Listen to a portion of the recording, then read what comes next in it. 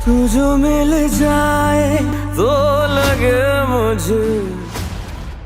अगली एपिसोड में देखने को मिलेगा कि शाहजेर शिफा से मुलाकात के बाद बहुत खुश नजर आएगा। उसे महसूस होगा जैसे उसकी जिंदगी की सबसे बड़ी ख्वाहिश पूरी हो गई हो। मगर उसकी ये खुशी ज्यादा देर तक कायम नहीं रहेगी, क्योंकि जल्द ही उसे पता चलेगा कि शिफा पहले ही शादीशुदा है और उसका शौहर कोई और नहीं बल्कि उसका करीबी दोस्त माज है। ये सच जानकर शाहजेर अंदर ही अंदर टूट जाएगा। वो बहुत कोशिश करेगा कि शिफा को भूल जाए, लेकिन उसकी यादें उसका पीछा नहीं छोड़ेंगी। दूसरी तरफ शाहजेर किसी न किसी बहाने माज से मिलने की कोशिश करेगा, क्योंकि असल में वो शिफा को देखना चाहता होगा। एक दिन तीनों शॉपिंग के लिए मॉल जाएंगे। वहाँ शिफा एक नई ड्रेस पसंद करेगी और शाहजेर के दिल में ये ख्वाहिश पैदा होगी कि वो उस ड्रेस में उसे देखे। इसीलिए शाहजेर मशवरा देगा कि अगर ड्रेस ट्राई करनी है तो उसके अपार्टमेंट चलते हैं जो मॉल के करीब ही है। माज ज्यादा मुतमईन न होने के बावजूद शिफा के साथ वहाँ चला जाएगा। जब शिफा तैयार होकर नई ड्रेस में शाहजेर के सामने आएगी तो शाहजेर कुछ लम्हों के लिए उसे देखता रह जाएगा। उसकी नजरें जैसे शिफा पर ही थम सी जाएंगी। बाद में जब शिफा वहाँ से रवाना होने लगेगी तो शहजर उसे रोक कर कहेगा कि वो चाहता है कि उनकी मुलाकातें दोबारा भी होती रहें और अगर कभी जरूरत हो तो वो उससे राब्ता कर सकती है। शहजर की ये बातें शिफा को काफी अजीब लगेंगी। वो समझ नहीं पाएगी कि शहजर